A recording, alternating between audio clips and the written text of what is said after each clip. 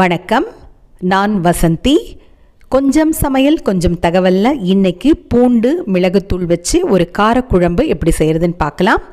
தேவையான பொருட்கள்: வெங்காயம் 2 வெங்காயம் நீளவாக்கில் நறுக்கியது, ஒரே ஒரு தக்காளி, 20 பல் பூண்டு, 20க்கு மேலேயே இருக்கும், கறிவேப்பிலை, தாளிப்பதற்கு கடுகு, வெங்காய வடகம், பெருங்காயத்தூள், மிளகு வறுத்து பொடித்த தூள், மஞ்சள் தூள், புளி கரைசல் பார்த்திங்கன்னா ஒரு 150 ml நான் எடுத்திருப்பேன், மஞ்சள் தூள், கல்லுப்பு, தேங்காய்ப்பூ சிறிதளவு, அதாவது ஒரு மூடி தேங்காய் இருக்கும், பெரிய மூடியில் நமக்கு எவ்வளோ தேவையோ அந்த அளவுக்கு நீங்கள் போட்டுக்கலாம்.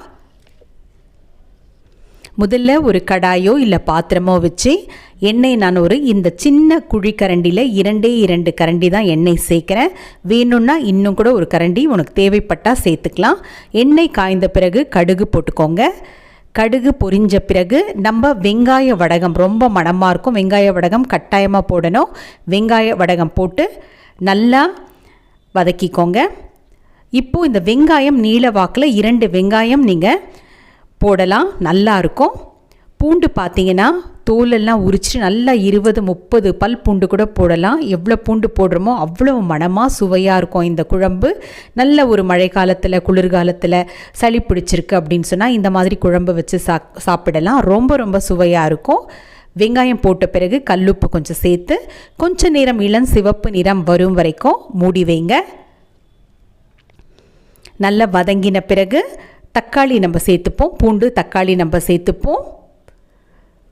தக்காளியை கைகளால் நல்லா பிசைந்து போடுங்க. மறக்காமல் என்னுடைய காணொளியை பதிவு பண்ணுங்கள், பக்கத்தில் இருக்க மணி மீது அழுத்துங்கள். தக்காளி நல்லா குழைய வதங்குற வரைக்கும் இளந்தீல வச்சு பொறுமையாக மூடி போட்டு நல்லா வதக்கி விடுங்க. நல்லா குழஞ்சி வரட்டும்.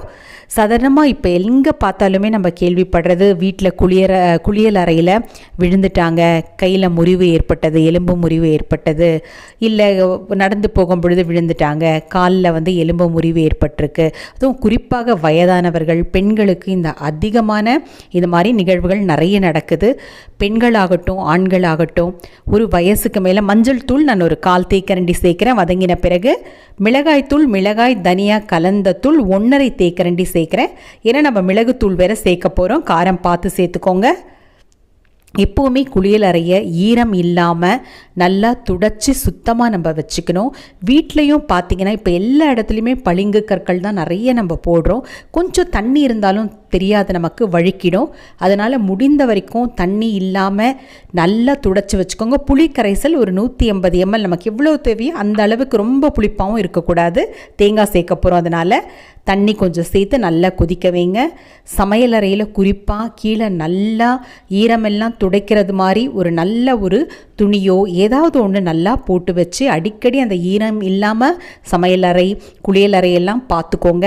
நடக்கும் பொழுது நிதானமாக நடக்கணும். ஒரு வயசு நம்ம 50 வயசை தொட்டுட்டோம் அப்படின்னாவே நம்ம வேகத்தை கொஞ்சம் குறைச்சிக்கிறது நல்லது. நிறைய போக்குவரத்து நெரிசல் இருக்கிற இடங்களெல்லாம் ஜாக்கிரதையாக பார்த்து தெருக்களில் நடக்கணும்.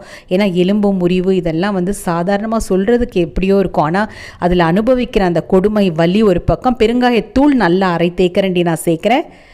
அதுவும் இல்லாமல் பழைய மாதிரி நமக்கு செயல்பட முடியாது, எலும்பு முறிவெல்லாம் ஆனால் ரொம்ப கடினம். இன்னொருத்தரை சார்ந்து வாழ்கிறது அவ்வளவு நல்லது கிடையாது. முடிந்த வரைக்கும் நம்முடைய வேலைகள் நம்ம செஞ்சுக்கணுன்னா ஒரு வயதான பிறகு ரொம்ப ஜாக்கிரதையாக நம்ம இருக்கணும். இப்போ நம்ம எல்லாம் சேர்த்தாச்சு. மிளகுத்தூள் நல்லா ஒரு 2/2 தேக்கரண்டி சேர்த்துருக்கேன். நல்லா வறுத்து பொடிச்சுக்கோங்க. மிளகு ரொம்ப நல்லது, வயிற்றில் இருக்கிற புண்களை ஆற்றும் ஒரு நல்ல மருந்துன்னு சொல்லலாம். ஆயுர்வேதா சித்தாலெல்லாம் பார்த்திங்கன்னா மிளகுன்றது ஒரு பெரிய மருந்து. மிளகு வேண்டான்னு சொல்லவே கூடாது. மிளகு நம்ம நிறைய உணவில் சேர்த்துக்கணும். தேங்காய் ஊற்றியாச்சு. இந்த குழம்பு கொஞ்சம் கெட்டியாக தான் இருக்கணும், தண்ணியாக இருந்தால் நல்லா இருக்காது. ஒரு கொதி வந்த பிறகே நம்ம அணைச்சிடலாம். குழம்பு தயாராகிடுச்சு. கண்டிப்பாக செஞ்சு சாப்பிடுங்க. இது கப்பளம் பொரியல் கூட்டுலாம் ரொம்ப அருமையாக இருக்கும். மீண்டும் சந்திப்போம். நன்றி.